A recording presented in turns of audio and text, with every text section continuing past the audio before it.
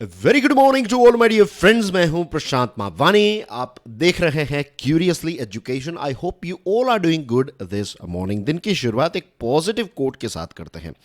The 5 AM club किताब में से ये कोट है, life's too short to play small with your talents, don't wait. ऐसा मत सोचिए कि अभी बहुत वक्त है। जीवन जो है ना, वैसे देखा जाए तो बहुत ही छोटा है और हमारा जो टैलेंट है उसको हमें अंडर एस्टिमेट बिल्कुल नहीं करना चाहिए। इस पर हमें काम करना स्टार्ट कर देना चाहिए। अपना जो टैलेंट है, जो भी टैलेंट है, उसको आप एक्शन में लाइए, राइट। और एक्शन जो है उसको छोड़िए मत, करते रहिए। आप अपने ही टैलेंट को और ज़्यादा इंप्रूव करते जाएंगे। And that's basically everything about that positive quote. आज 6 सितंबर 2023 है, दिन है Wednesday. Welcome to editorials and articles analysis. Now dear friends, हमारे टेबल पर काफ़ी सारे इंटरेस्टिंग टॉपिक्स है। ये वाला जो है DIY यानी कि डू इट योरसेल्फ इंडिया, बहुत ही इंटरेस्टिंग हटके आर्टिकल है। इसको थोड़ा बाद में देखेंगे। कू इन गैबोन, एक अफ्रीका का देश है, यहाँ पर कू हुआ है, तो इसको देखेंगे। Then we have India US moment, ये G20 के साथ जुड़ा हुआ है, ब्रिक्स के साथ जुड़ा हुआ ये वाला टॉपिक है। फिर जम्मू एंड कश्मीर के इलेक्शंस के साथ जुड़ा हुआ ये टॉपिक है। ये बहुत ही लंबा आर्टिकल, लेकिन काफ़ी इंटरेस्टिंग पॉइंट्स इसमें आपको पढ़ने को मिलेंगे। और डिकोडिंग द न्याय संहिता बिल, इसके बारे में लिखा गया ये वाला आर्टिकल है। आगे बढ़े उससे पहले बहुत ही क्विकली, राइट, ये सीरीज जो है it is a daily dose of current affairs. खास करके नए स्टूडेंट्स के लिए मैं बता दूं कि अगर आपको करंट अफेयर्स में एक अच्छी ग्रिप चाहिए तो remember this quote, consistency breeds mastery. आपको हर रोज करंट अफेयर्स पढ़ने हैं, करंट अफेयर्स के वीडियोस देखने हैं, राइट। और जो चीज़ें यहाँ पर आपको बताई गई है उन सारी चीज़ों को आपको फॉलो करना है, राइट। धीरे धीरे देखते देखते जैसे वक्त जाएगा वैसे करंट अफेयर्स पर आपकी एक अच्छी ग्रिप आ जाएगी। इसी के साथ I would like to inform all of you कि ये सीरीज़ देखने के लिए किसी भी प्रकार की कोई खास एक्सपर्टीज़ की रिक्वायरमेंट नहीं है। बस आप इसको हर रोज़ देखते जाइए एंड थोड़े दिनों के अंदर you will find a big difference, right. तो चलिए शुरुआत करना चाहूँगा इंडिया US मोमेंट से, right. Both looking to make G20 summit a success.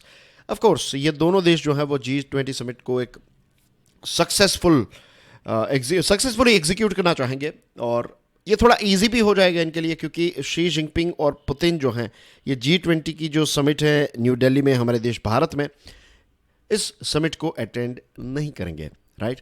और ये इंडिया और USA के लिए एक अपॉर्चुनिटी हो जाएगी कि वो इस G20 को सीज कर सकते हैं, यानी कि अपना जो वेट है यहाँ पर थ्रो किया जा सकता है। और बाइडन साहब जो हैं वो पहली बार भारत आ रहे हैं एज ए प्रेसिडेंट। वैसे वो भारत बहुत बार आ चुके हैं, लेकिन as a president of USA वो पहली बार आ रहे हैं, तो अपने आप में एक बहुत बड़ा मौका है। और इंडिया और USA के जो बायलैटरल रिलेशंस हैं उसको भी एक नया जोर मिलेगा, इससे नया वेट ऐड होगा।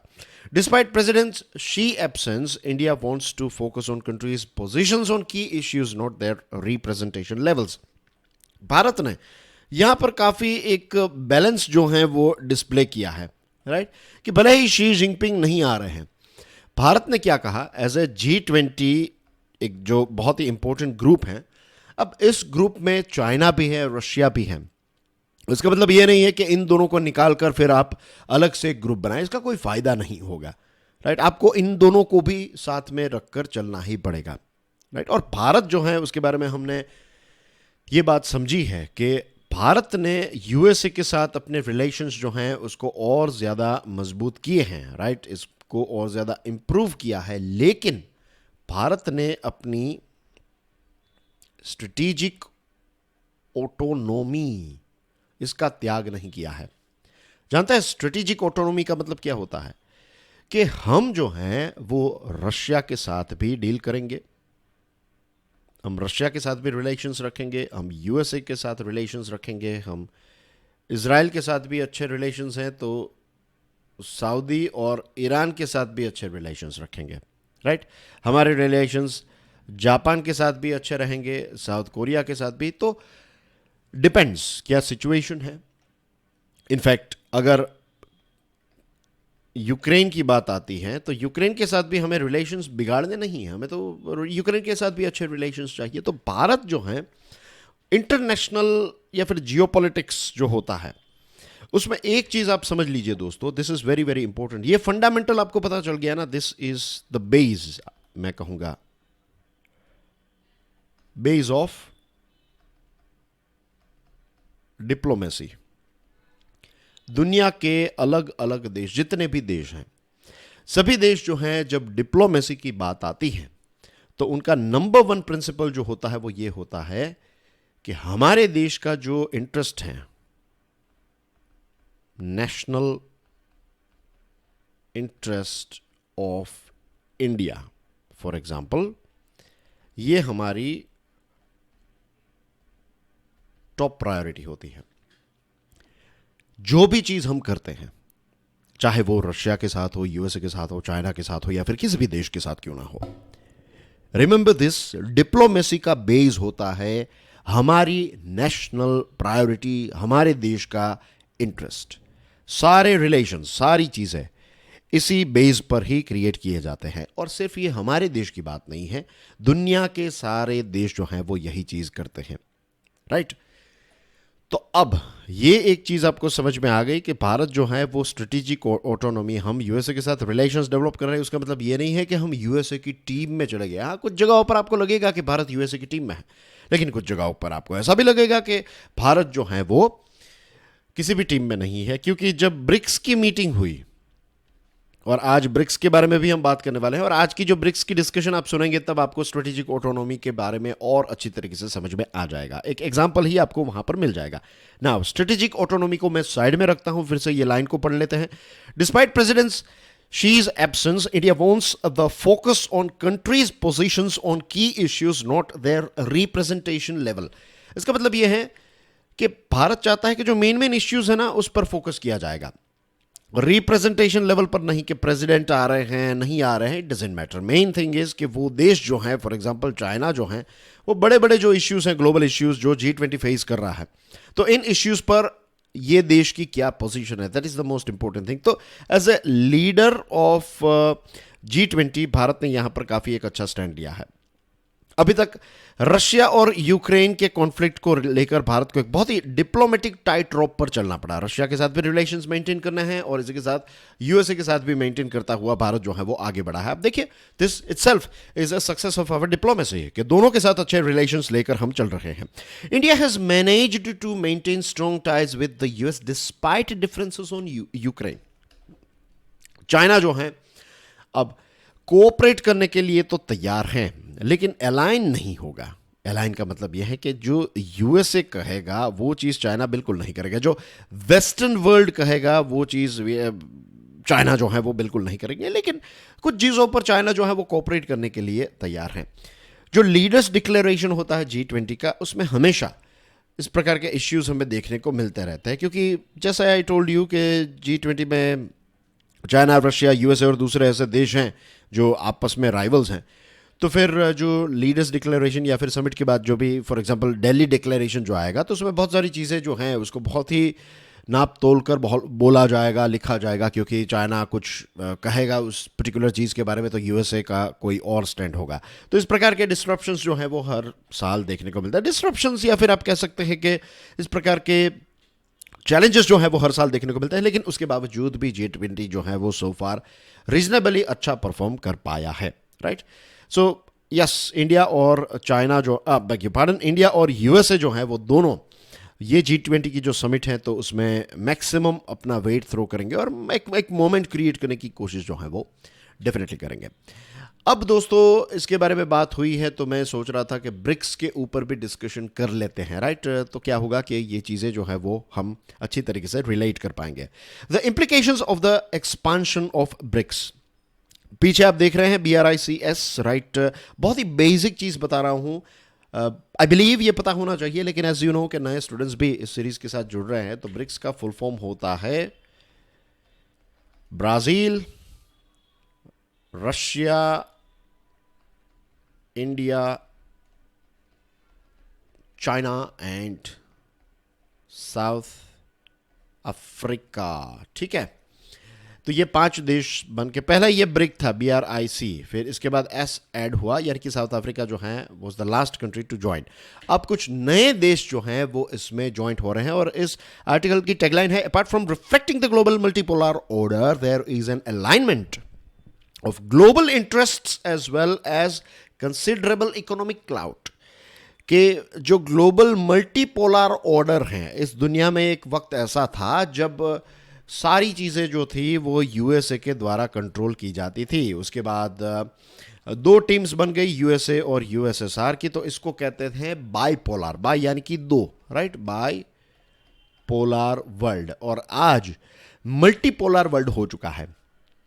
जो मिड पावर हैं, टर्की और दूसरे देश, भारत, ऑस्ट्रेलिया जैसे देश जो हैं, वो भी अपनी अपनी गेम्स खेल रहे हैं। अब ऐसा नहीं है कि सिर्फ यूएसए, चाइना की एक अलग गैंग है, यूएसए की अलग गैंग है, कुछ हमारे जैसे देश हैं जो अलग अलग जगहों पर मेंबरशिप आपको देखने को मिलती है, you know what I mean. तो ग्लोबल अभी मल्टीपोलर ऑर्डर बन चुका है कि दो से ज़्यादा अब पावर के स्टेशंस हैं। समझ गए आप? ठीक है, shall we move ahead, let's go. मजाक कर रहा था, राइट।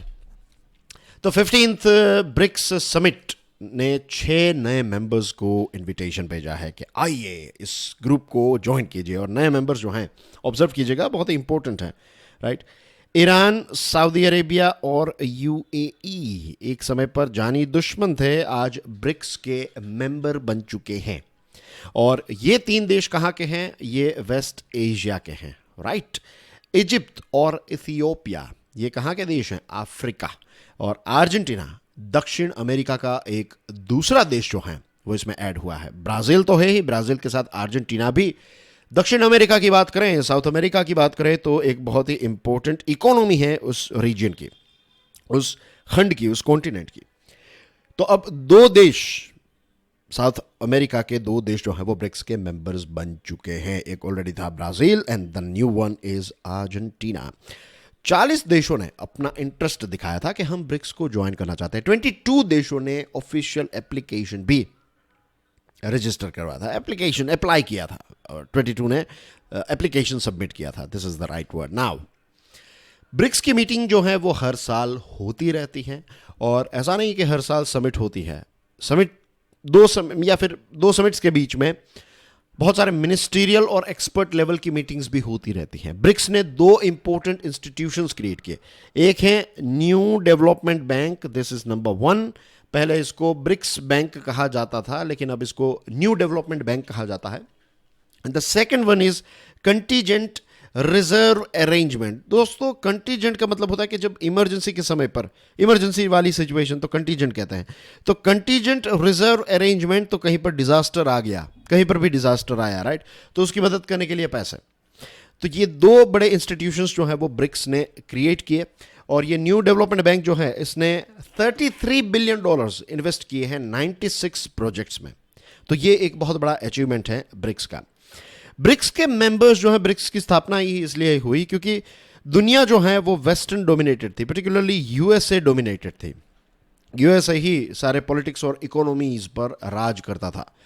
लेकिन बहुत सारे जो डेवलपिंग देश थे वो यूएसए की इस दादागिरी से, या फिर इस जो कहते हैं ना, हमारे गुजरात में तो कहते हैं जगत जमादार, राइट, कि पूरे जगत यानी कि विश्व का ये जो यूएसए है वो जमादार, यानी कि एक प्रकार का आप समझ लीजिए कि पुलिस वाला बनना चाहता है, या फिर एक रोल प्ले करता था। एनीवेज, तो ब्रिक्स जो है उसकी स्थापना इसलिए हुई कि ये वेस्टर्न डोमिनेटेड इंटरनेशनल इंस्टीट्यूशंस जो हैं, इनसे ब्रिक्स जो है वो खुश नहीं था। जैसे कि World Bank, IMF, Bretton Woods वाला इंस्टीट्यूशंस है, ये 2 लिख दो यहाँ पर, ब्रेटन वुड्स, ठीक है। United Nations security council and WTO, ये सारे अलग अलग ग्रुप्स से नाराज़गी थी। और जोहानिसबर्ग में जो मीटिंग हुई ना, उसमें यूएन सेक्रेटरी जनरल साहब ने ये कहा कि ये सारे जो इंस्टीट्यूशंस है ना, यूएन सेक्रेटरी जनरल साहब ये कहते हैं कि ये सारे इंस्टीट्यूशंस यस्टरडेज वर्ल्ड के हैं, पुराने ज़माने के हैं। आज के ज़माने में ये सारे इंस्टीट्यूशंस जो हैं उनका, ऐसा तो मैं नहीं कहूँगा कोई काम नहीं है, बट आई वुड रादर से कि इनको एक रीबूट करने की ज़रूरत है, इनको अपग्रेड करने की ज़रूरत है। ये बहुत ही पुराने सिस्टम पर काम कर रहे हैं। तो ब्रिक्स ने ये वेस्ट लेड वर्ल्ड ऑर्डर जो है उसको कहीं ना कहीं चैलेंज किया। ब्रिक्स जो है ये कोऑपरेशन को प्रमोट करता है और वे सारे इंस्टीट्यूशंस को बिल्ड करने की बात करता है जो वेस्टर्न इन्फ्लुएंस में ना हो, राइट। और इसी के साथ साथ ग्लोबल रिफॉर्म्स को भी पुश करता है, और इमर्जिंग इकोनॉमीज में पर्टिकुलरली ये ग्लोबल रिफॉर्म्स जो हैं उनका फ़ायदा हो, तो ये सारी चीज़ों को प्रमोट करने का काम जो है ये ब्रिक्स करता है। जोहान्सबर्ग डिक्लेरेशन जो है ये इंटरनेशनल ऑर्डर को और ज़्यादा इक्वल और ज़्यादा फेयर बनाने की बात कर रहा है, और ये जो एक्सपांडेड ब्रिक है इसकी ताकत और ज़्यादा बढ़ जाएगी ग्लोबल लेवल पर, स्ट्रेटेजिक लेवल पर, और इसी के साथ साथ इकोनॉमिक ताकत भी काफ़ी बढ़ेगी। अब आंकड़ों के माध्यम से समझते हैं। देखिए, अब ब्रिक्स जो है ना, ये दुनिया की 46% वर्ल्ड पॉपुलेशन को रिप्रेजेंट करने वाला ग्रुप बन चुका है। जो G7 है ये दुनिया की 30.7% जीडीपी को रिप्रेजेंट करता है। G7, right? इसमें USA, UK, France, Germany, Italy, Japan, ये सारे देश हैं। अब ब्रिक्स जो हैं ये, क्योंकि ये 6 मेंबर्स ऐड हुए, तो ये 37% जितनी जीडीपी को, वर्ल्ड जीडीपी को रिप्रेजेंट करने वाला एक ताकतवर ग्रुप बन चुका है। जो कोर मेंबर्स थे, 5 मेंबर्स, तो वो 23% का ग्लोबल एक्सपोर्ट्स करते थे और 19% का इंपोर्ट्स करते थे। अब इसमें 23 में आप 3.7 ऐड कर दीजिए तो 26.7% ग्लोबल एक्सपोर्ट्स और 22% ऑफ ग्लोबल इंपोर्ट्स को रिप्रेजेंट करता है। नए मेंबर्स ऐड हो गए तो ठीक है। एनर्जी की बात करें तो 5 मेंबर्स जो थे पुराने मेंबर्स, तो ये 20% जितना ग्लोबल ऑयल रिप्रेजेंट करते थे। अब नए मेंबर्स ऐड हुआ, ऑफ कोर्स इसमें ईरान है, सऊदी अरेबिया है, यूएई है, तो ये 42% जितना एनर्जी सेक्टर जो है उसको रिप्रेजेंट करने वाला बन चुका है। तो अब बहुत ज़्यादा स्ट्रॉन्ग बन चुका है, ब्रिक्स एक नई दिशा में जा रहा है ब्रिक्स। और जो ब्रिक्स के मेंबर्स हैं उनके आपस में काफ़ी अच्छे रिलेशंस भी हैं, जैसे कि सऊदी अरेबिया का 35% जितना ऑयल चाइना और इंडिया के पास जाता है। रशिया जो है उसका भी बहुत बड़ा ऑयल का चंक जो है वो इंडिया और चाइना खरीदते हैं। अब रशिया जो है वो ब्राज़ील की मार्केट में भी अपना ऑयल जो है वो बेचने की कोशिश कर रहा है। सैंक्शंस की वजह से ईरान जो है वो बहुत कम प्रोडक्शन करता था, लेकिन अब ईरान ने अपना प्रोडक्शन जो है वो बहुत ज़्यादा बढ़ा दिया है और बहुत बड़ी क्वांटिटी में चाइना को ऑयल जो है वो सप्लाई करने लगा है। इजिप्ट और इथियोपिया, हॉर्न ऑफ अफ्रीका नाम का जो रीजन है, अब don't worry, horn of Africa जो है वो कहाँ पर है मैं आपको दिखाऊंगा। अभी एक गेबोन नाम का जो अफ्रीका का कंट्री है ना, उसके बारे में हम बात करने वाले हैं। तो मैप जो है अफ्रीका का वहाँ पर हम देख लेंगे and I will show you कि ये हॉर्न ऑफ अफ्रीका कहाँ पर है। आई होप मैं इस चीज़ को भूल ना जाऊँ, मैं डायरेक्टली गेबन पर ना चला जाऊँ। अर्जेंटीना इज़ अ की लैटिन अमेरिकन इकोनॉमी, जैसे मैंने आपको स्टार्टिंग में बताया। वेस्टर्न क्रिटिक्स ये कहते हैं कि ब्रिक्स जो है it's just a talk show, या फिर सिर्फ बातचीत ही होती रहती और कुछ करते नहीं है, लेकिन ये बात गलत है। पिछले 15 सालों से ब्रिक्स जो है इसने कंसिस्टेंट प्रोग्रेस किया है। धीरे धीरे ब्रिक्स जो है वो अलग अलग चीज़ों पर बातचीत भी करने लगा है, और जो कोऑपरेशन है वो भी काफ़ी बड़ा है। लोकल करेंसीज में ट्रेड करने की बात चल रही है, और इसके साथ साथ UN, West Asia issues, Ukraine conflict और टेररिज्म पर भी बहुत सारी चीज़ें जो हैं वो इस डिक्लेरेशन में हमें पढ़ने को मिलती हैं। So this is the thing dear friends, के ब्रिक्स जो है उसकी ताकत अब बढ़ने लगी है। सऊदी अरेबिया और यूएई पहले यूएसए के एक, आप समझ लीजिए, पपेट्स थे या फिर वसाल स्टेट थे। जो यूएसए कहता था वही ये 2 देश करते थे, लेकिन अब इनकी पॉलिसी जो है वो काफ़ी ज़्यादा इंडिपेंडेंट हो चुकी है। ईरान के साथ सऊदी अरेबिया और यूएई ने रिलेशंस जो हैं वो डेवलप की है। डी एस्केलेशन यहाँ पर हो रहा है सऊदी और ईरान या फिर शिया सुन्नी देशों के बीच में। अब डिस्कशंस जो हैं वो स्टार्ट हो चुकी हैं, मीटिंग्स जो हैं वो स्टार्ट हो चुकी है। सऊदी अरेबिया और इजराइल एक दूसरे के दुश्मन थे, लेकिन अब सऊदी अरेबिया और इजराइल के बीच में भी रिलेशंस जो हैं वो अच्छे होने लगे हैं। यूएई ने ईरान के साथ अपनी टाइज जो है वो नॉर्मलाइज की है, मैरीटाइम एक्सपांशन किया है, और ईरान की एंट्री यहाँ पर जो हुई है ब्रिक्स में, तो इसकी वजह से एनर्जी के बारे में तो हमने देखा, रीजनल कोऑपरेशन भी बढ़ेगा। चाबहार पोर्ट जो भारत ने डेवलप किया है, तो इस पोर्ट का भी अच्छा यूटिलाइजेशन हो पाएगा, और इसी के साथ साथ international north south trade corridor जो मुंबई को मॉस्को के साथ जोड़ेगा, राइट? ये एक शॉर्टकट है। रशिया और इंडिया के बीच में जो ट्रेड होता है, तो इसकी एक सबसे शॉर्टेस्ट रूट अगर कोई है तो INSTC है, और ये चाबहार पोर्ट और बंदर आबाद से होकर निकलता है, ये जो ईरान के पोर्ट्स हैं। तो Iran will play a very important role in connecting multiple countries. तो this are the things, right? और न्यूज़ मीडिया ये कहता है कि जोहान्सबर्ग समिट जो है ये टर्निंग पॉइंट है। मीन्स ऐसा एक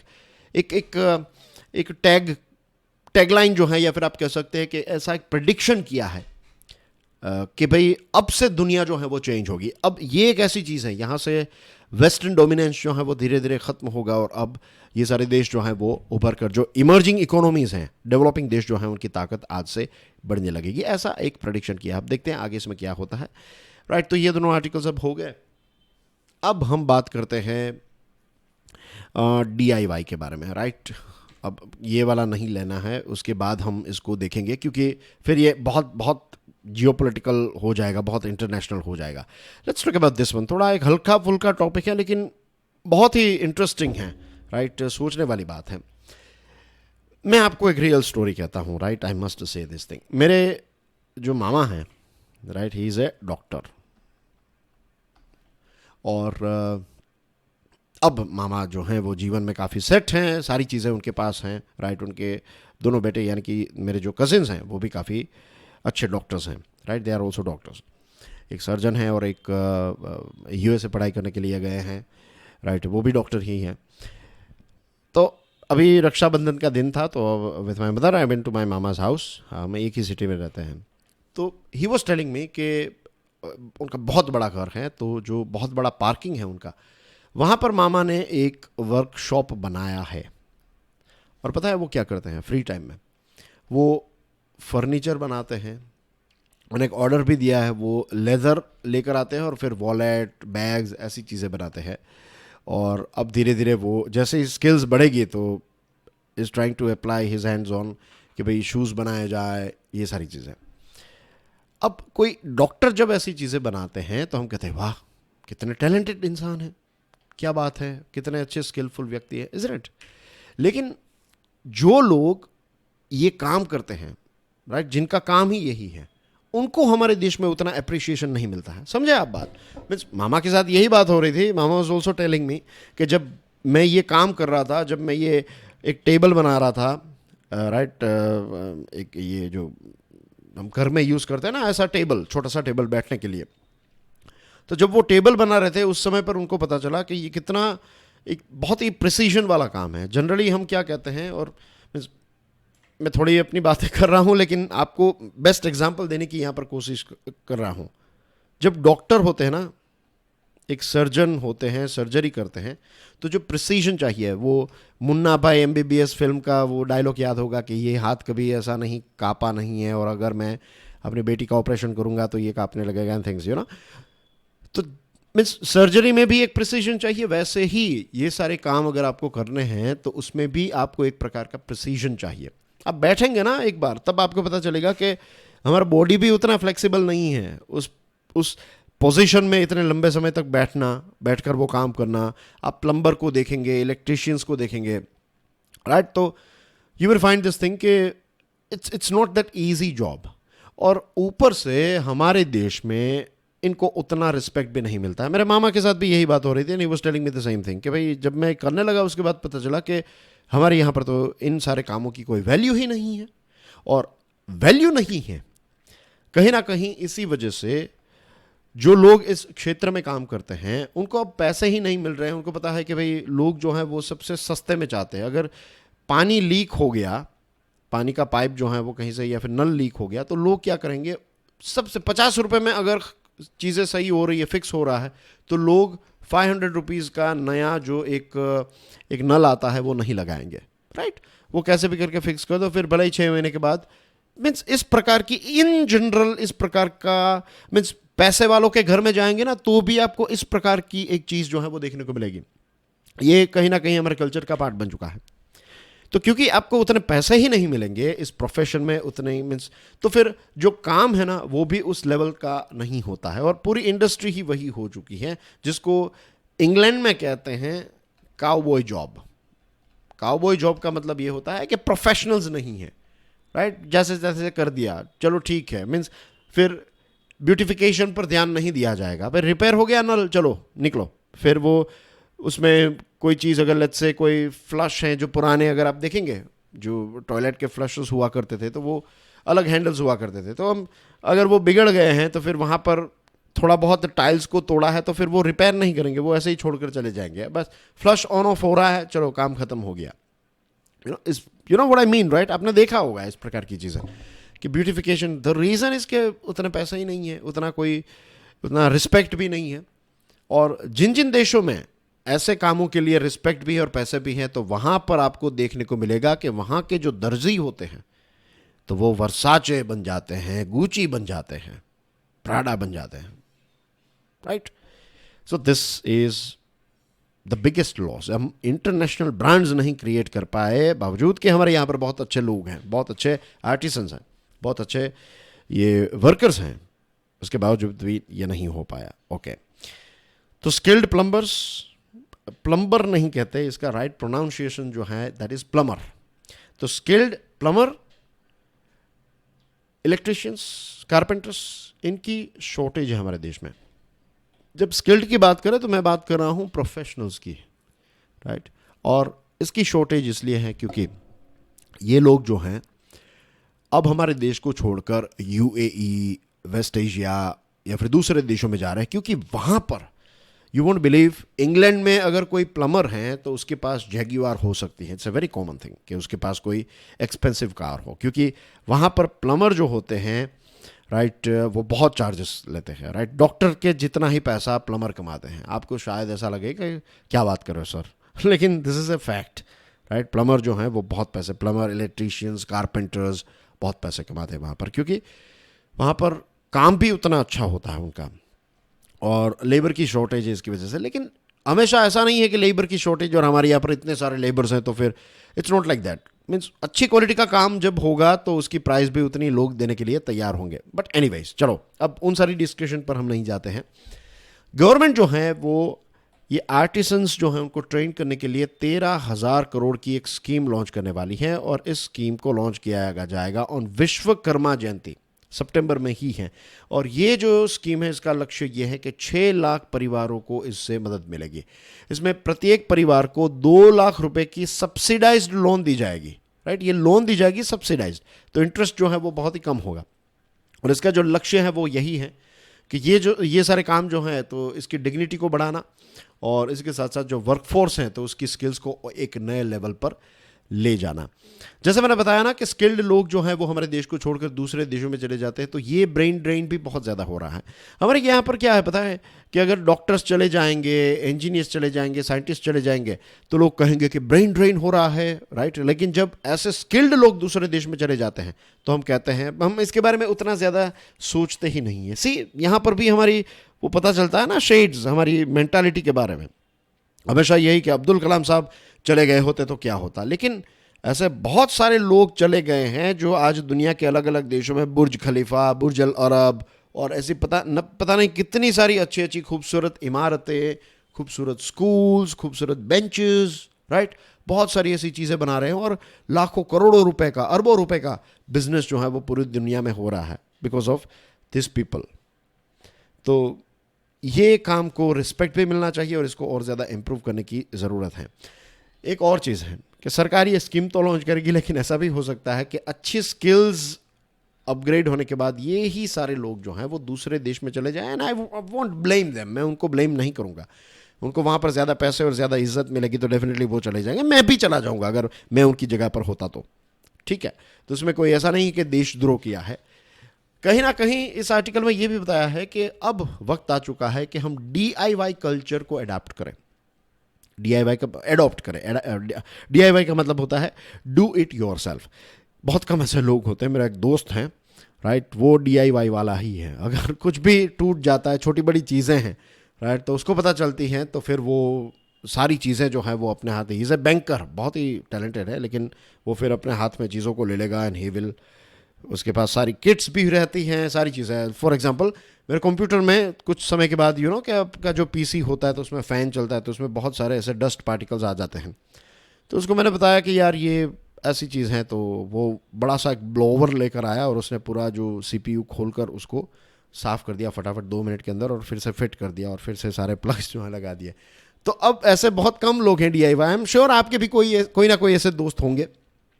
तो अब DIY कल्चर जो है उसको हमें यहाँ पर सीखने की ज़रूरत है। थोड़ी थोड़ी चीज़ें हम अपने आप कर ले तो दैट विल बी गुड, ऐसा इसमें सजेस्ट किया गया है। लेकिन मुझे लगता है कि भारत में ऐसा नहीं होगा। मीन्स कुछ ऐसे लोग हैं जिनका इंक्लाइनेशन होता है, वही ये चीज़ करेंगे, और अच्छा है ऐसा हो, क्योंकि बहुत सारी जॉब्स भी जनरेट होगी, वरना फिर सारी छोटी बड़ी चीज़ें हम ही कर लेंगे तो फिर पैसे मार्केट में घूमेंगे कैसे, isn't it? चलिए, तो ये वाला आर्टिकल भी हो गया।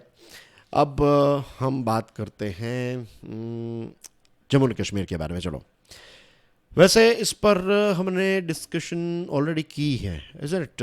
तो मैं सारी बेसिक चीज़ों के बारे में डिस्कशन यहाँ पर नहीं करूँगा, राइट? जैसे मैंने मैप भी दिखाया था कि union territory Jammu and Kashmir और फिर उस लद्दाख, राइट, ये दोनों को यूटी बनाया गया और 370 को हटाया गया, और फिर उस समय पर प्राइम मिनिस्टर मोदी साहब ने ये कहा था कि भाई फिर से यहाँ पर इलेक्शंस होंगे। सो आज का टॉपिक है the case for elections in Jammu and Kashmir, holding N assembly election soon can build confidence. जल्द से जल्द अगर असेंबली इलेक्शंस यहाँ पर हो जाए तो लोगों का कॉन्फिडेंस डेमोक्रेसी के प्रति, लोगों का कॉन्फिडेंस जो है वो इन जनरल सिस्टम के प्रति बढ़ेगा। और ये आर्टिकल में ये भी कहा गया है कि as prior experience shows it can also stem the alienation that has spread across the former state। कि जब जल्द से जल्द असेंबली इलेक्शंस क्रिएट किए जाएंगे, एग्जीक्यूट किए जाएंगे, तो जो एक एलियनेशन है ना, जो कहीं ना कहीं देश के प्रति थोड़ी, या फिर सेंट्रल गवर्नमेंट के प्रति थोड़ी नफरत, इस प्रकार का जो माहौल है वो भी कम होगा, और भारत ऐसे कंट्री पर विश्वास जो है वो और ज़्यादा बढ़ेगा। जो हमने पास्ट में देखने को, पास्ट में हमें ये चीज़ देखने को मिली थी अटल बिहारी वाजपेयी के समय पर, उसका एग्जाम्पल भी है, वो लास्ट स्लाइड में है। इन द सेंस आज की ये जो आर्टिकल है उसकी आज की डिस्कशन की लास्ट स्लाइड में आपको ये पूरा सर्कल जो है वो कंप्लीट हो जाएगा। नाउ सेंट्रल गवर्नमेंट की जो कमेटी है इसने इलेक्शंस को फिलहाल डिले किया है। सुप्रीम कोर्ट ने प्रश्न पूछा था कि भाई इलेक्शन कब होंगे, तो जो हमारे सॉलिसिटर जनरल साहब है उन्होंने बताया कि अभी कोई फिक्स डेट नहीं दी जा सकती, लेकिन इलेक्शंस जो है वो जल्द से जल्द कंडक्ट करवाए जाएंगे, कोशिश जो है वो पूरी चल रही है एंड थिंग्स लाइक दैट। और कहा कि पंचायत इलेक्शंस से शुरुआत जो है वो हो सकती है। अब ईसीआई जो है, इलेक्शन कमीशन ऑफ इंडिया, इसके बारे में कुछ नहीं बोल रहा है। जो स्टेट लेवल की जो पैनल है वो कह रही है कि लोकल और लोकसभा के पोल्स जो हैं वो कंडक्ट होंगे। तो भाई पंचायत इलेक्शंस जो हैं वो तो बहुत ही बड़े होते हैं, तो अगर ये कंडक्ट करवाए जा सकते हैं तो फिर लेजिस्लेटिव असेंबली के, स्टेट लेजिस्लेटिव के असेंबली के इलेक्शंस क्यों नहीं कंडक्ट करवाए जा सकते?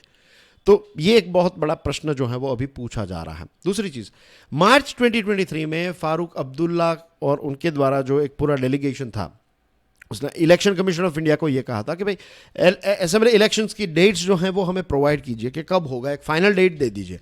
और अगर आप ये नहीं कर रहे हैं तो आप हमारे डेमोक्रेटिक राइट्स को ब्रीच कर रहे हैं और कॉन्स्टिट्यूशनल ऑब्लिगेशंस जो हैं इनको भी ब्रीच कर रहे हैं। अब जम्मू एंड कश्मीर में लेजिस्लेटिव इलेक्शंस पिछले 9 सालों से नहीं हुआ है, राइट? वहाँ पर प्रेसिडेंट रूल भी आ गया था। और रीऑर्गेनाइजेशन एक्ट जो 2019 में हुआ तो इससे 2 यूनियन टेरिटरीज बन गई। इलेक्शन डिले जो हैं वो डीलिमिटेशन नहीं हुआ था तो उसकी वजह से डिले होता गया। अब डीलिमिटेशन जो है वो हो चुका है। डीलिमिटेशन यानी कि कितनी सीट्स होनी चाहिए, कितनी पॉपुलेशन है, उसके आधार पर एक रेशियो तैयार किया जाता है, राइट? एक रेशियो के आधार पर तैयार की जाती है कि कितनी कॉन्स्टिट्यूएंसीज हैं, कौन कौन, मीन्स कहाँ कहाँ से एमपीज एमएलएज जो हैं वो हमें चाहिए, सिंपल लैंग्वेज में। तो डीलिमिटेशन जो है इसमें ये इल्ज़ाम लगा है सरकार पर कि जम्मू जो है इसको ज़्यादा जोर दिया गया है कंपेयर टू वैली। वैली में पॉपुलेशन ज़्यादा होने के बावजूद भी सीट्स कम की गई है और जम्मू में सीट्स जो है वो इंक्रीज़ की गई है। तो कहीं ना कहीं ये इल्ज़ाम लगता है कि भाई ये जो बीजेपी है वो इस प्रकार से इलेक्शन को अपनी तरफ करने की कोशिश कर रही है। New bills propose reservations in Jammu and Kashmir. इसमें जनरल कैटेगरी का जो रिजर्वेशन है सीट्स में वो कम होगा और जो कश्मीरी माइग्रेंट्स हैं, राइट, जो पाकिस्तान हेल्ड टेरिटरीज से डिस्प्लेस्ड होकर यहाँ पर आए हैं तो उनके लिए रिजर्व्ड सीट्स हैं। फिर पहाड़ीज जो हैं उनके लिए रिजर्व्ड सीट्स हैं। वाल्मीकि कम्युनिटी के लिए सीट्स रखी गई हैं, राइट, इनको शेड्यूल कास्ट में इंक्लूड किया गया है और ये सारी चीज़ें हैं, राइट। इसमें रिजर्वेशन जो हैं वो हमें क्लियरली देखने को मिल रहा है। लेकिन बॉटम लाइन ये बताई जा रही है कि इससे कास्ट और कम्युनिटी पोलराइजेशन जो है वो और ज़्यादा बढ़ेगा कि आप मदद करने के नाम पर कहीं ना कहीं उनको इम्प्रेस करने की कोशिश कर रहे हैं और फिर ये सारी चीज़ों की वजह से कास्ट और कम्युनिटी पोलराइजेशन और ज़्यादा, कास्टिज्म जो है वो बेसिकली और ज़्यादा बढ़ेगा। और मुस्लिम मेजॉरिटी एरियाज जो हैं तो उनका रिप्रेजेंटेशन कम होगा, ये भी एक भय जो है वो अलग अलग लीडर्स ने व्यक्त किया है। तो ये सारी चीज़ें, अब लोगों की डिमांड यही है कि जल्द से जल्द वहाँ पर इलेक्शन हो। अनएम्प्लॉयमेंट और लॉस ऑफ राइट जो है इसकी वजह से डिसकंटेंट क्रिएट हो सकता है। और जो मैंने स्टार्टिंग में बताया ना, 2002 में ऐसा हुआ था कि अटल बिहारी वाजपेयी ने यहाँ पर इलेक्शंस कंडक्ट करवाए। चीज़ें जो थी वो उतनी ज़्यादा कंट्रोल में नहीं थी, लेकिन उसके बाद भी इलेक्शंस हुए और उसके बाद एक लंबे समय तक चीज़ें जो है वो बहुत ही शांत रही। और 1987 के इलेक्शंस जो हैं वो आर्म्ड कॉन्फ्लिक्ट मीन्स वो रिग्ड हुए थे और इसकी वजह से फिर एक लंबे समय तक आर्म्ड कॉन्फ्लिक्ट चला। तो स्टार्टिंग में जो टैगलाइन थी ना इसकी, इस आर्टिकल की, कि इलेक्शंस को जल्द से जल्द कंडक्ट करवाइए ताकि लोग जो हैं वो देश के प्रति और सेंट्रल गवर्नमेंट के प्रति और देश के प्रति जो उनका एक रिस्पेक्ट है या फिर उनका एक लगाव जो है वो और ज़्यादा स्ट्रॉन्ग होगा। डेमोक्रेटिक सिस्टम के प्रति जो लगाव है या फिर एक जो इंक्लाइनेशन है वो और ज़्यादा स्ट्रॉन्ग होगा। तो दिस आर टू एग्जाम्पल्स कि जब नहीं करवाया तो क्या हुआ और जब करवाया तब कॉन्फिडेंस जो है वो बिल्डअप हुआ था। I hope things are clear to you dear friends. अब डियर फ्रेंड्स हम बात करते हैं, जस्ट अ सेकंड, यहाँ पर अनफॉर्चुनेटली मेरे फ़ोन का अलार्म बजने लगा था, which is very very annoying, very very disturbing, मुझे बिल्कुल पसंद नहीं है। बाय एनीवेज चलो ये वाला डिस्कस कर लेते हैं। कू इन गैबोन नाम का जो देश है, यहाँ पर एक कू हुआ है। African nations are facing pressure from risk taking generals. बहुत सारी जगहों पर कुछ जनरल्स जो हैं, आर्मी के जनरल्स, ये चीज़ों को टेक ओवर कर रहे हैं अफ्रीका के बहुत सारे देशों में। एक साहेल रीजन है, रफली स्पीकिंग ये वाला रीजन जो है इसको साहेल रीजन कहा जाता है अफ्रीका का, SAHEL। अभी कुछ दिनों पहले मैंने एक वीडियो बनाया था स्टडी ग्लोज पर, उसमें मैंने साहेल रीजन को एक्सप्लेन भी किया था। आई होप आपने वो देखा होगा। देखिए वो टेलीग्राम की चैनल जो है आपको डिस्क्रिप्शन में मिल जाएगी, उस वीडियो के डिस्क्रिप्शन में जाइए, डिस्क्रिप्शन के बॉटम के अंदर आपको देखने को मिलेगा मेरी जो सोशल मीडिया के लिंक्स हैं, और ख़ास सबसे इंपॉर्टेंट अगर कोई है तो दैट इज़ टेलीग्राम। क्योंकि अगर कोई भी चीज़ होती है तो मैं टेलीग्राम पर डायरेक्टली शेयर कर देता हूँ, राइट। और मेरे जो भी वीडियोज़ होते हैं तो मैं शेयर करता रहता हूँ टेलीग्राम चैनल पर, तो वो वीडियोस भी आप ज़रूर देखिएगा। जो स्टडी ग्लोज पर मैं वीडियोस बनाता हूँ, हर रोज़ एक वीडियो तो मेरा होता ही है। तो ये वीडियोस जो है ना वो कोई एक पर्टिकुलर टॉपिक को लेकर होते हैं, तो उनको मिस नहीं करना है आपको। और इसी के साथ साथ ये क्यूरियसली एजुकेशन पर जो वीडियोस आएंगे, ऑफ कोर्स वो तो आप देखते ही रहते हैं, लेकिन ये भी देखिएगा ज़रूर, आपको बहुत काम आएंगे ये वीडियोस। अब यहाँ पर जो रेड में दिख रहा है ना, दिस इज़ गैबोन। अब देखिए ये अफ्रीका है पूरा, राइट, और this one year is Gabon. इसको थोड़ा और जूम करके देख लीजिए, right, this is Gabon here, right. इसके कैपिटल का नाम क्या है? This is a question for you by the way, stick your answer in the comment section. Okay, July. Niger नाम का जो देश है, यहाँ पर एक प्रो वेस्टर्न सरकार जो थी उसको हटाया गया और वहाँ पर एक वहाँ की एक लोकल जो जनरल है उन्होंने चीज़ें अपने कंट्रोल में ले ली। अब बहुत सारी जगहों पर ये चीज़ हमें देखने को मिल रही है। सूडान में भी ऐसा हुआ था, राइट, और माली, बुर्किना फासो, नाइजर, ये सारी जगहों पर जनरल्स जो हैं, वो जनरल्स यानी कि मिलिट्री जनरल्स जो हैं वो पावर अपने हाथों में ले रहे हैं। मिलिट्री जो है वो कुछ जगहों पर ये प्रॉमिस कर रही है कि भाई यहाँ पर टेररिज्म बढ़ चुका है, आतंकवाद बढ़ चुका है, अटैक्स बढ़ चुके हैं, तो कोई बात नहीं, पावर हमारे पास आएगा और हम सारी चीज़ों को अपने कंट्रोल में ले लेंगे, डोंट वरी, हम इकोनॉमिक अपॉर्चुनिटीज़ भी आपके लिए क्रिएट करेंगे। तो लोग जो हैं वो फिर जनरल्स जब ये चीज़ें अपने कंट्रोल में लेते हैं तो उतना ज़्यादा प्रोटेस्ट भी नहीं करते। अब गैबोन जो है ये एक बहुत ही रिसोर्स रिच देश है, ओपेक का मेंबर भी है, और यहाँ पर जो रिपब्लिकन गार्ड है, जो प्रेसिडेंट की रक्षा करने के लिए जो रिपब्लिकन गार्ड है, उन्होंने पावर जो है वो अपने कंट्रोल में ले लिया। अब अली बोंगो नाम के एक लीडर थे, और अली जो हैं उनके पिताजी ने 42 ईयर्स तक यहाँ पर राज किया इस गैबोन देश पर। उसके बाद अली आए, और फ्रेंच जो है, फ्रांस की सरकार वो काफ़ी ज़्यादा मदद की, क्योंकि फ्रांस को यहाँ पर से रिसोर्सेस मिल जाते थे। तो पुरानी जो कॉलोनियल पावर थे उनके साथ नए रिलेशंस जो हैं वो मीन्स डायरेक्टली इनडायरेक्टली पपेट ही रहा गैबोन फ्रांस का। अब अफ्रीका का जो जियोपॉलिटिक्स है वो काफ़ी चेंज हो रहा है। गैबोन की बात करें तो ये ओपेक का मेंबर है और अफ्रीका में एक बहुत ही हाई पर कैपिटा वाला देश है। इसके बावजूद भी यहाँ पर 2.4 मिलियन लोग जो हैं वो यानी कि वो ओवर थर्ड, यानी कि 33% से ज़्यादा की पॉपुलेशन जो है वो यहाँ पर बहुत ज़्यादा गरीबी में रहती है। 2.4 मिलियन जितने लोग जो हैं वो गरीबी में हैं, बाकी के पास बहुत सारे पैसे हैं। और 15 से लेकर 24 ईयर की एज वाले लोग जो हैं, ऐसे 40% लोग जो हैं वो अनएम्प्लॉयड है। तो as you can clearly imagine कि यहाँ पर पैसे जो हैं वो कुछ लोगों के पास हैं और अनएम्प्लॉयमेंट काफ़ी ज़्यादा है। Omar Bongo's regime got French protection for business. Ali Bongo faced pressure for free election economic equity.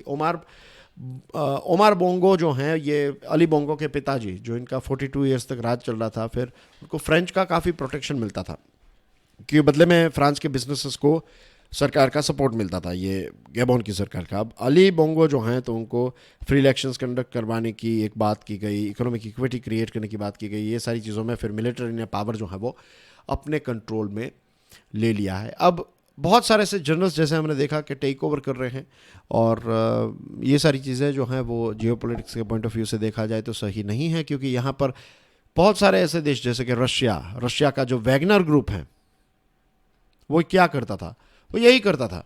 ये अलग अलग देश जो हैं अफ्रीका के, तो वहाँ पर जाकर सिक्योरिटी प्रोवाइड करना, राइट, फिर बड़े बड़े कॉन्ट्रैक्ट्स अपने कंट्रोल में, जो ब्रिटिश एरा के समय पर होता था ना हमारे राजाओं के साथ, कि भाई आपको युद्ध नहीं लड़ने की ज़रूरत है, हम आपको आर्मी प्रोवाइड करेंगे, आप बदले में हमें कोई टैक्स दे दीजिएगा, थोड़े पैसे दे दीजिए।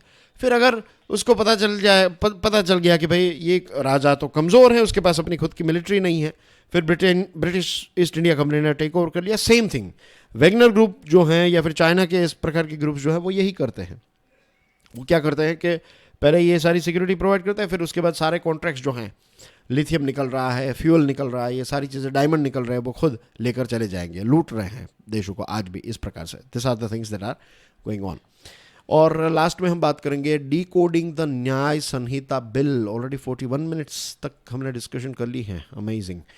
In matters of law making and reform, mere initiative may not be sufficient. I'm going to be bit quick here, right? ये न्याय संहिता बिल को लेकर मैंने भी एक अलग से वीडियो बनाया था, अगेन स्टडी एक्ट लॉज पर है, वो शेयर किया था, तो उसको देख लीजिएगा, आपको बेस पता चल जाएगा। और ये एक ऐसा टॉपिक है जिसको हम बार बार डिस्कस करते रहने वाले हैं। तो right, let's quickly crack on. Government ने 3 पिनल बिल्स जो हैं इनको लोकसभा में इंट्रोड्यूस किया, और मेन लक्ष्य यही है कि जो कॉलोनियल हैंगओवर इसमें नज़र आ रहा है, राइट, वो सारा कॉलोनियल हैंगओवर इसमें से जाए और इंडियननेस जो है वो और इसमें ज़्यादा आए। This is the main purpose. और इसके साथ जो कुछ ऐसी चीज़ें थी जो ज़रूरी नहीं थी, वो सारी चीज़ों को हटाया गया है, राइट। अब 2 चीज़ें हैं, एक है सब्सटेंटिव लॉ और एक है procedural laws, right. Separate substantive and procedural laws for thorough reforms. अगर हमें प्रॉपर रिफॉर्म करने हैं तो ये सब्सटेंटिव और प्रोसीजरल लॉज को हमें अलग से डिफाइन करना पड़ेगा। इसी के साथ साथ पीनल लॉज जो होते हैं ये बहुत ही कॉम्प्लेक्स होते हैं, और इनको अगर आप रिफॉर्म कर रहे हैं तो बहुत ही बारीकी से आपको इनको रिफॉर्म करना पड़ेगा। अब सब्सटेंसिव लॉ जो होते हैं वो क्राइम को डिफाइन करते हैं, पनिशमेंट को डिफाइन करते हैं। लेट्स से मर्डर हुआ तो मर्डर किस प्रकार का क्राइम है और उसकी सज़ा क्या है, उसकी रेंज क्या है, उसमें फिर अलग अलग जितने भी चीज़ें हैं कि किस सिचुएशन में मर्डर हुआ, कल्पेबल होमिसाइड, एक्सेप्ट जो भी हैं, राइट, वो सारी चीज़ें आ गई। कि अगर कोई शादी बारात में ऐसे ही गन फोड़ी और फिर इसकी गोली किसी को लग गई और फिर उसकी मृत्यु हुई, तो वो किस प्रकार, सारी चीज़ें इसमें आ गई। प्रोसीजरल लॉज होते हैं तो उसमें ड्यू प्रोसेस मेंशन की जाती है कि किस प्रकार की प्रोसेस जो है वो लेट्स से पुलिस को फॉलो करनी है, राइट। ऐसा नहीं है कि भाई किसी ने मर्डर किया तो फिर उसको पुलिस स्टेशन ले जाकर उसको बहुत मारा पीटा, राइट, नहीं। प्रोसीजरल लॉज जो होते हैं वो सारी प्रोसेस को, प्रोसीजर, राइट, उसको डिफाइन करने वाले लॉज होते हैं, तो ये इनको डिस्टिंग्विश करने की ज़रूरत है। Now dear friends, penal law serve as an instrument for advancing various interests aligned with the constitutional vision and dominant ideology determined through democratic processes. जो पीनल लॉज होते हैं ना, उसका मेन लक्ष्य यही होता है कि कॉन्स्टिट्यूशन का जो विजन है उसके दायरे के अंदर ही ये लॉज जो हैं वो बनते हैं। और मेन चीज़ ये है कि एक अच्छा समाज या फिर एक क्राइम फ्री सोसाइटी क्रिएट करना, जो कॉन्स्टिट्यूशन में भी चीज़ें होती है उसी के आधार पर ये सारी चीज़ें पिनल लॉज जो हैं वो काम करते हैं। अब हमारे जो पिनल लॉज थे ये काफ़ी कॉलोनियल थे, इसमें लोकल इनपुट बिल्कुल नहीं था। मैकॉले ने भी 1833 में अपनी हाउस स्पीच में ये कहा था, यूनिफॉर्मिटी, डाइवर्सिटी और सर्टेनिटी के बारे में बात बताई थी। आज का जो नया लॉ बनेगा या फिर बन रहा है तो उसमें हमें इक्वालिटी और सर्टेनिटी, ये दोनों चीज़ें जो हैं वो इसमें होनी चाहिए। जस्टिस इंपॉर्टेंट है, ऑफकोर्स इंपॉर्टेंट है, लेकिन क्रिमिनलाइजेशन जो है उसको भी डिफाइन करने की ज़रूरत है कि कौन कौन सी चीज़ें क्राइम है, कौन सी नहीं है। फॉर एग्जाम्पल कॉलोनियल लॉ जो था उसमें सुसाइड को क्राइम माना जाता था, आज हम सुसाइड को एक मेंटल इश्यू के तौर पर देखते हैं, right. Joseph shine versus union of India वाला केस जो है उसमें सुप्रीम कोर्ट ने कहा कि एडल्ट्री जो है it's not decriminalized, means sorry, adultery जो है इट्स नॉट क्राइम, एडल्ट्री को डीक्रिमिनलाइज किया गया है, राइट। तो इस प्रकार से चेंजेस जो हैं वो, क्योंकि पुराना जो कानून था, I will give you a brief about it ताकि आपको पता चले कि भाई एडल्ट्री को प्रमोट किया जा रहा है, ऐसा नहीं है। द थिंग इज, पहला ऐसा था कि बहुत ही सिंपल लैंग्वेज में बात करूं कि वाइफ जो हैं, अगर वाइफ ने किसी के साथ एक्स्ट्रा मैरिटल अफेयर किया तो वाइफ का कंसेंट होने के बावजूद भी जो यहाँ पर थर्ड पार्टी है ना, टीपी लिख रहा हूँ थर्ड पार्टी, इस पर रेप का केस होता था। ये दोनों अपनी मर्जी से, दोनों एडल्ट हैं, दोनों अपनी मर्जी से उन्होंने ये रिलेशन डेवलप किया, लेकिन अगर हस्बैंड को पता चल गया तो वाइफ के ऊपर कुछ नहीं होगा, लेकिन जो थर्ड पार्टी है उसके ऊपर रेप का चार्ज लगेगा। तो बेसिक आर्ग्यूमेंट ये थी कि भाई अगर हस्बैंड जो है वो किसी के साथ अफेयर करता है, राइट, किसी लेट्स से कुंवारी एक लड़की के साथ उसका अफेयर है, तो कोई ऐसा नहीं है, कोई इश्यू नहीं, कुंवारी इन द सेंस कि 18+ हैं, एडल्ट हैं, उसकी शादी नहीं हुई है और यहाँ पर जो लड़का है उसकी शादी हो चुकी है, तो वो एडल्ट्री नहीं है, तो उसमें कुछ नहीं होगा। लेकिन अगर वाइफ का रिलेशन किसी के साथ है तो फिर वो इस प्रकार, तो ये चीज़ें थी, इसकी वजह से इसको हटाया गया, ठीक है। ये थोड़ा आपको क्लैरिफिकेशन मैंने दे दिया है। तो ऐसा नहीं है कि सरकार इसको प्रमोट करी है, सुप्रीम कोर्ट प्रमोट करी है, लेकिन इसमें जो अन्याय था उसको हटाया गया है। अब मैलीमथ कमेटी जो है उसका भी सजेशन यही है कि ब्रेविटी आए, ब्रेविटी यानी कि उतनी ज़्यादा अलग अलग चीज़ें, एक ही चीज़ जो है तो उसको इतना ज़्यादा लंबा खींचने की ज़रूरत नहीं है, या फिर अलग अलग ऑफेंसेस के लिए अलग अलग लॉज बनाने की ज़रूरत नहीं है, राइट। एक कॉम्पोजिट लॉ बनाने की बात यहाँ पर बताई गई है। और कुछ चीज़ें जो हैं यहाँ पर काफ़ी शॉकिंग भी हैं जो नए लॉज है उसमें, जैसे कि article 15(3) sub article 3 and article 51A sub article E support focus on offences against women and children in the bills chapter 5, कि महिलाओं पर और बच्चों पर जो भी अत्याचार होते हैं तो वो बिल के आपको चैप्टर 5 में देखने को मिलेंगे, which is a good thing, ये अच्छी चीज़ है, right, this is a positive thing. लेकिन नेगेटिव चीज़ ये है कि क्लोज 63 जो है वो ये कहता है कि sex between spouses over 18 isn't rape. फिर अगर हस्बैंड ने शराब पीकर लेट से अपनी वाइफ जो है उसका रेप भी किया तो इसको रेप नहीं माना जाएगा, मैरिटल रेप जो है उसको रेप नहीं माना जाएगा। तो इस प्रकार के कुछ चेंजेस की आवश्यकता है, कुछ ज़रूरतें हैं। अब देखना है कि जो फाइनल मीन्स इसको जो रिफाइन किया जाएगा तो क्या ये मीन्स अभी कमेटी देख रही है ना इस बिल्स को, तो क्या ये article 13 sub article 2 fundamental rights के साथ अलाइनमेंट में है, क्या ये ऑटोनॉमी और इक्वालिटी के प्रिंसिपल्स को होल्ड करता है, अपहोल्ड करता है, और क्या ये प्रीएम्बल में जो फ्रेटर्निटी बताई गई है क्या ये फ्रेटर्निटी को प्रमोट करने वाले बिल्स बनेंगे। ये we have to wait and watch for it, right. And that's everything in today's discussion, dear friends. Thank you very much for your love and support.